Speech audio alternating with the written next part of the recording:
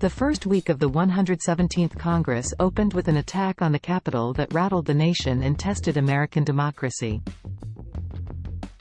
Nearly 2 years later, this Congress is coming to a close with the release of the most comprehensive account yet of the deadly attack and what led to it.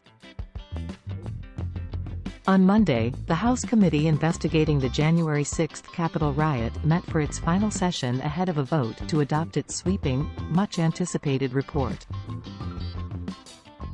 The report will present major findings and recommend criminal referrals to the Justice Department, which are expected to include former President Donald Trump.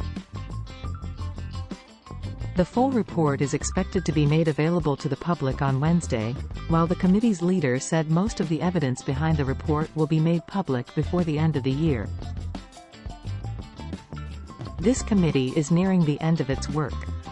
But as a country, we remain in strange and uncharted waters. We've never had a president of the United States stir up a violent attempt to block the transfer of power, said the committee's chairman, Representative Benny Thompson, D-Miss. If we are to survive as a nation of laws and democracy, this can never happen again. Tracking closely with the committee's televised public hearings this summer, the report, broken down into 8 chapters, is largely expected to lay blame for the attack on Trump, who investigators say tried to subvert the 2020 presidential election in a bid to stay in power. At the heart of our republic is the guarantee of the peaceful transfer of power. Every president in our history has accepted this peaceful transfer of power. Except one, the committee's co-chair, Representative Liz Cheney, RYO, said of Trump. Cheney said that, among the most shameful findings of the committee was that Trump sat in the White House watching the violence unfold on TV on January 6. But did nothing, even as advisors and allies begged him to call off the rioters. This was an utter moral failure, Cheney said of Trump's inaction. No man who would behave that way, at that moment in time, can ever serve in any position of authority in our nation again. He is unfit for any office. In their final meeting, committee members summarized key findings of their investigation, which were first laid out in 9 high-profile televised hearings over months, beginning in June. During one of the panel's summer hearings, former White House aide Cassidy Hutchinson testified that Trump had been informed some of his supporters were armed with guns when he directed the angry mob toward the Capitol that day. Trump recently took to his Truth Social platform to slam the January 6 investigators as corrupt cowards who hate this country. The House impeached him for his role in the attack, but he was acquitted by the Senate. He's now running for president again in 2024. The report represents the culmination of an 18-month congressional investigation that included more than 100 subpoenas, interviews with more than 1,200 witnesses and the collection of hundreds of thousands of documents. Transcripts from those depositions and voluntary interviews, as well as other written and video evidence, will also be shared with the public. They conducted the business with the seriousness it deserves. The fact that it's about our national security, it's about our democracy, said outgoing Speaker Nancy Pelosi, D. Califf, who was targeted during the attack and who created the January 6 committee. They did so in ways that I think was done with dignity, and with a factual basis, and in a totally nonpartisan way. Like past reports on the John F. Kennedy assassination and the 9/11 terrorist attack, the January 6 report will be zipped off to numerous book publishers and is expected to become an instant bestseller. But Chair Thompson said his report will be different in one significant way. The committee first will release it digitally, which will allow the panel to link to evidence that can provide the public with greater context. I think what we present to the public is important. That's why we put a digital version to the report, to add more direction and flavor to the public's understanding of what all we looked at, Thompson told reporters. So whereas other reports have just been a bunch of pages, we think the digital part will add another dimension to it. Thompson also spoke directly to the American people, saying they will now decide on accountability for Trump's actions as he seeks the White House once again. The future of our democracy rests in your hands, the January 6th committee chairman said. It's up to the people of this country to decide who deserves the public trust. Who will put fidelity to the Constitution and democracy above all else? Who will abide by the rule of law, no matter the outcome?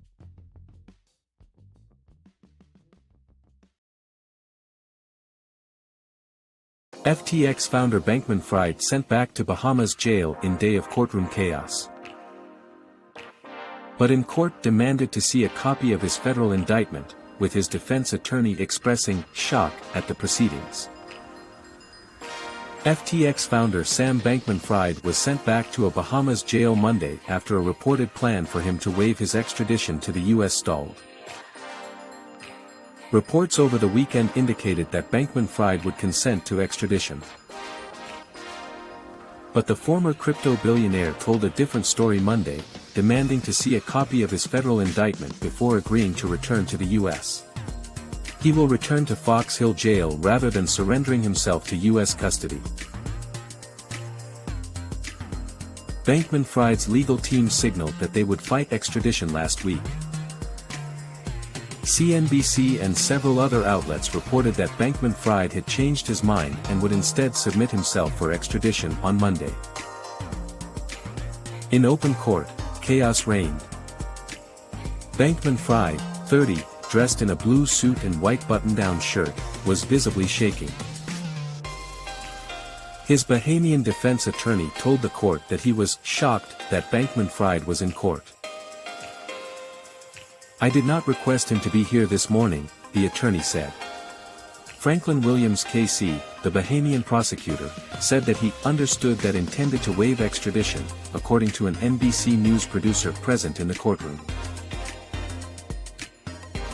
The FTX founder arrived at Bahamian court in a convoy of police vehicles, heavily guarded, just after 10 a.m.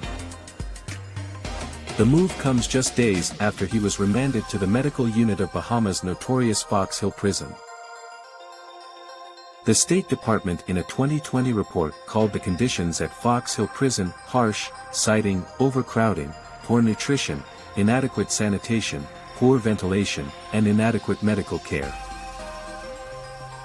Medical care in particular is spotty at the Bahamian prison, the report said. The former billionaire was transported from one of his several multi-million-dollar penthouse homes to the prison last week, though Bankman-Fried was entitled to his own room in the medical wing, Bloomberg reported. Bankman-Fried faces life in federal prison, without the possibility of supervised release, if convicted on just one of 8 offenses that prosecutors have charged him with. His sentence could be reduced by mitigating factors. Trial lawyers and former prosecutors say that, in practice, many white-collar defendants are given lesser sentences than what the guidelines dictate. So, even in large fraud cases, you can see life sentences drastically reduced.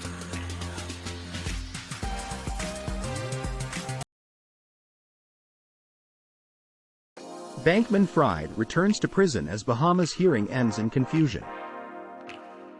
Extradition proceedings for FTX founder Sam Bankman-Fried appeared to be stalled as his Bahamian attorney and local prosecutors argued bitterly in court on Monday. Prosecutors indicated there had been an agreement with Bankman-Fried's U.S. attorneys to allow his extradition to the United States to face federal charges. But Bankman-Fried's Bahamian attorney, Jerone Roberts, said he himself had not been part of that agreement. Roberts claimed prosecutors wouldn't share the U.S. indictment with him, and he should not have to fish on the internet for it.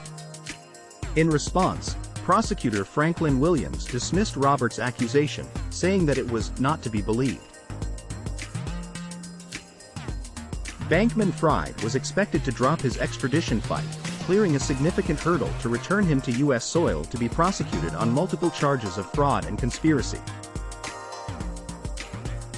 But Monday's hearing left observers in the dark about what happens next. At the end of the hearing, the frustrated magistrate overseeing the case cleared the courtroom so that Bankman-Fried could call his U.S. attorneys with his Bahamian attorney present. Bankman-Fried was then returned to the Bahamian prison where he has been held for the past week. No future court date was set at Monday's hearing. His U.S. legal team didn't immediately respond to requests for comment. Earlier in the day, a representative for his lawyers declined to give specifics about the timeline, saying it was tough to give specifics while relying on the Bahamian courts. Bankman-Fried had initially planned to fight efforts to return him to the United States. But after a week in Nassau's notorious Fox Hill prison, he appears less interested in keeping up what would have likely been a years-long battle to avoid extradition. The U.S. State Department reported that conditions at Fox Hill, the Bahamian prison where Bankman-Fried has stayed since his arrest last Monday, are harsh. The report criticized the prison for its overcrowding, poor nutrition and inadequate sanitation and medical care. Crowded cells often lack mattresses and were infested with rats, maggots, and insects, according to the 2021 report. Bankman-Fried is expected to again request bail once he is in U.S. custody. If denied bail, he would be held at a federal detention center in Brooklyn, New York.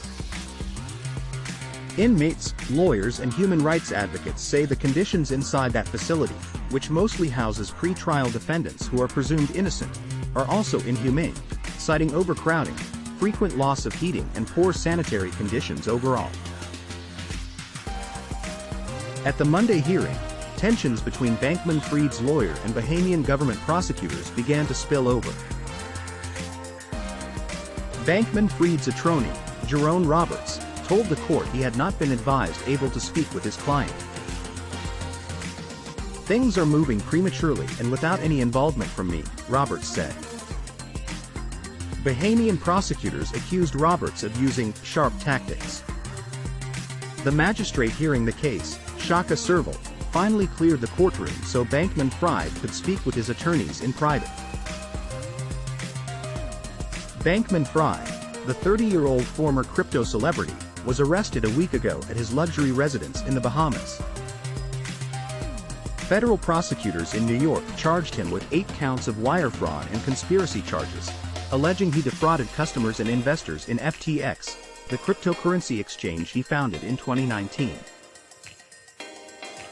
In a series of media interviews since FTX filed for bankruptcy last month, Bankman-Fried has admitted to managerial mistakes while denying that he knowingly defrauded customers or investors.